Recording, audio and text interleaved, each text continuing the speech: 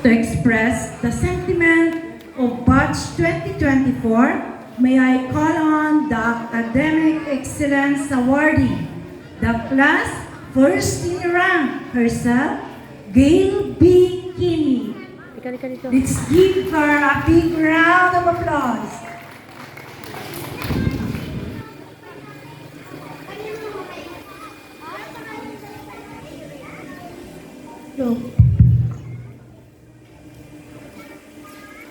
Sa ating pinagtititigang panuhin pandangal, Engineer Jason Agincularata.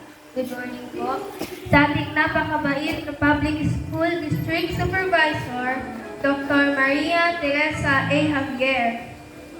At sa ating masipag at napakagwapong pulong guro na si Ginoong Luisito B. Paladino. Sa mga opisyales ng barangay at PTA. Sa minamahal kong mga guro, mga magulang, kapwa ko mag-aaral at magsisipagtapos. Isang magandang umaga po sa ating lahat. Ngayong araw na ito ay ating ipinagdiriwang ang isang malaking pangyayari sa ating buhay bilang isang mag-aaral. Ito ang katuparan ng puspusang pagbubunyagi natin alang-alang sa ating kinabukasan. Ang tagumpay ay hindi lamang para sa mga natatanging mag-aaral, kundi para sa ating lahat. Marahil ito ang pinakaasam nating lahat ang magawaran ng kaukulang pagkilala ang ating pagtitiis, paghihirap, pagsusumikap na kahit sa kabila ng mga pagsubok ay narating natin ang simula ng tagumpay. Tagumpay na hindi lamang sa atin, bagkus ay para rin ito sa ating mga magulang at mga guro na walang sawang sumusuporta at nagbibigay inspirasyon at liwanag patungo sa ating inaasam. Isa pong malaking karangalan para sa akin ang magsalita sa harap ninyo ngayong umagang ito. Hindi lang dahil sa mga parangal na matatanggap ko, kundi dahil sa mga natutunan kong madadala ko sa susunod na bahagi ng aking buhay. Alam ko po na ang Diyos na makapangyarihan ang nagbigay sa akin ng pagkakataong ito, kahit hindi ko siya dapat higuin. Hindi ko po mararating kung ano man ako ngayon kung walang mga taong tumulong sa akin at walang hinihintay na kapalit. To them, I owe a lot of gratitude. Una, gusto kong magpasalamat sa mahal na Ama dahil sa palagi niyang paggabay at pag-iingat sa akin. Kung hindi dahil sa kanyang pagpatnubay, wala ako ngayon dito sa inyong harapan.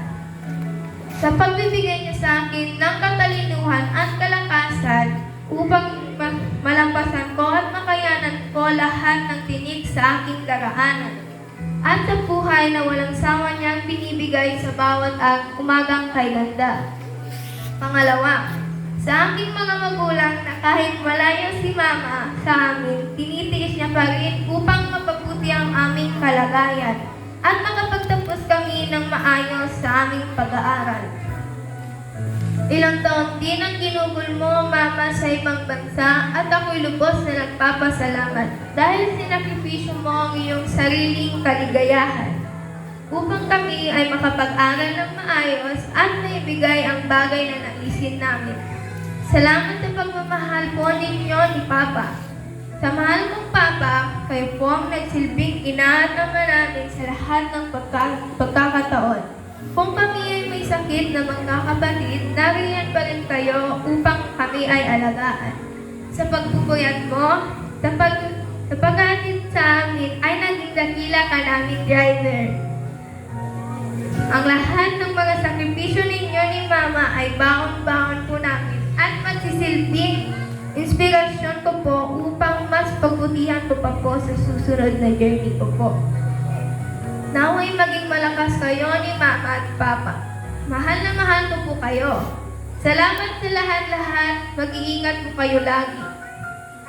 Lahat po ng parangal na aking matatanggap ngayon ay para sa inyo.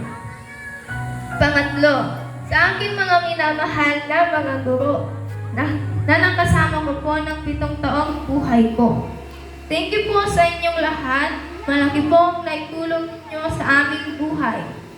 Maraming salamat po sa mga payo at paalala po ninyong sinasabi kung ay magsisilbing gabay po namin sa aming journey sa buhay. Sa aming advisor, salamat Teacher Merna sa palaging pag-aalaga, pagmamahal, palaging paalala. Kahit kami ay pasaway at matigas ang ulo, nandyan ka pa rin palagi na nagmamahal sa amin. Lahat po ng itinuro ninyo ay aming babaunin, hindi lamang sa isip, kundi pati din sa puso. Maraming salamat po sa inyong lahat, mga dakila naming mga guro, na tumatayong naming pangalawang magulang. Salamat po sa mga itinuro ninyo na hindi lamang hango sa libro, kundi upang may handa kami sa susunod na bahagi ng aming buhay. Tunay nga kayong mga bayani sa aming buhay.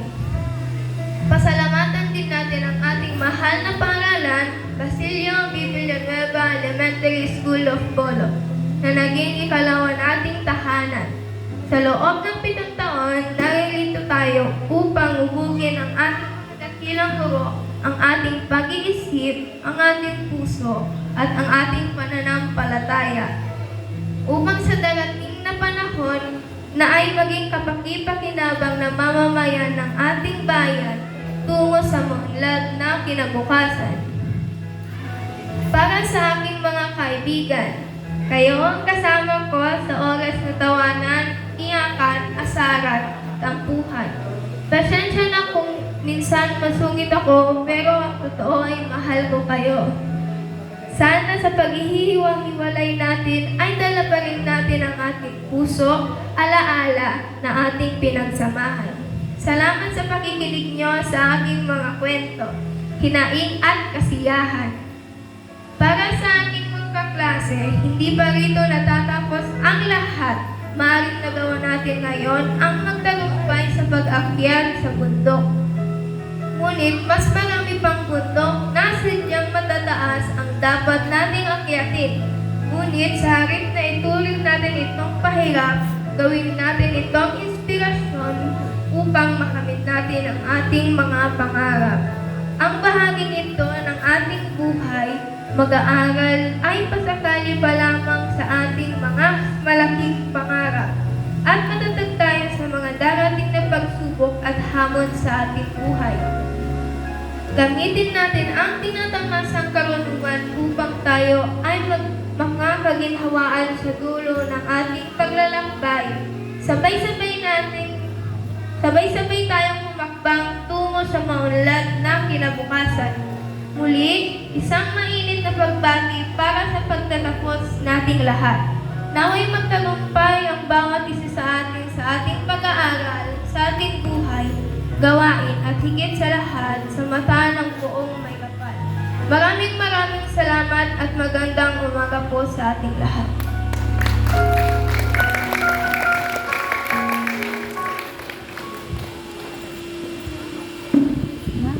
Dali, video ko. Mamano. Maraming salamat, Gail. Nakakaiyak, di ba? Tulad ng sabi ni Kuya Jason,